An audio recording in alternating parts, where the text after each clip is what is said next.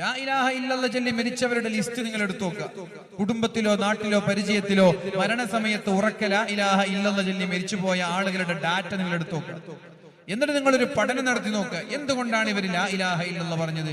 അവരെല്ലാവരും നാവിനെ സൂക്ഷിച്ചവരായിരിക്കും. നാവിനെ സൂക്ഷിക്കാത്തവർക്ക് ലാ ഇലാഹ ഇല്ലല്ലാഹ് ചൊല്ലാൻ കഴിയില്ല മരിക്കുന്ന സമയം. അങ്ങനെ ഒരാൾ ലാ ഇലാഹ ഇല്ലല്ലാഹ് ചൊല്ലി മരിച്ചാലോ, من كان آخر كلامه قول لا إله إلا الله دخل الجنة. ഒരാളുടെ അവസാന വാക്ക് ലാ ഇലാഹ ഇല്ലല്ലാഹ് ആയാൽ അയാൾ സ്വർഗ്ഗത്തിലാണെന്ന് പരിശുദ്ധ റസൂലുള്ളാഹ്. അത് തന്നെയാണ് നബി തങ്ങൾ പറയുന്നത്, രണ്ട് കാര്യം സൂക്ഷിക്കുമെന്ന് നിങ്ങൾ ഉറപ്പ് തന്നാൽ ഞാൻ നിങ്ങൾക്ക് സ്വർഗ്ഗം തരാം. നാവിനെ സൂക്ഷിക്കണം, ലൈംഗിക അവയവത്തെ സൂക്ഷിക്കണം.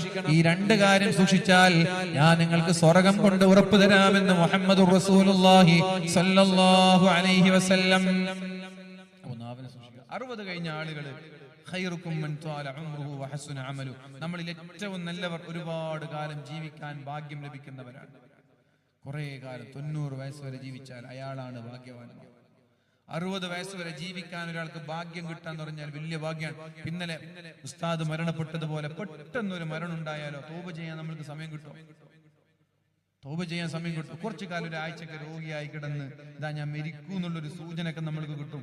ഞാൻ മരിക്കാനായി, ഇനി എനിക്കൊരു ഉയർത്തെഴുന്നേൽപ്പില്ല, ഡോക്ടർമാരൊക്കെ കൈവിടുന്ന ഒരു സാഹചര്യം വന്നാൽ നമ്മൾക്ക് മനസ്സിലായി ഇനി ഞാൻ മരിക്കാൻ.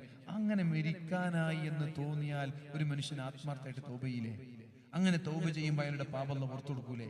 അങ്ങനെ മരിക്കാൻ ഭാഗ്യം കിട്ടലല്ലേ ഏറ്റവും വലിയ ഭാഗ്യം. പെട്ടെന്നുള്ള മരണം മുഅ്മിനീങ്ങൾക്ക് റാഹത്താണ്. തെറ്റുകാരായ ആളുകളെ സംബന്ധിച്ചിടത്തോളം ഖേദമാണ് പെട്ടെന്നുള്ള മരണം.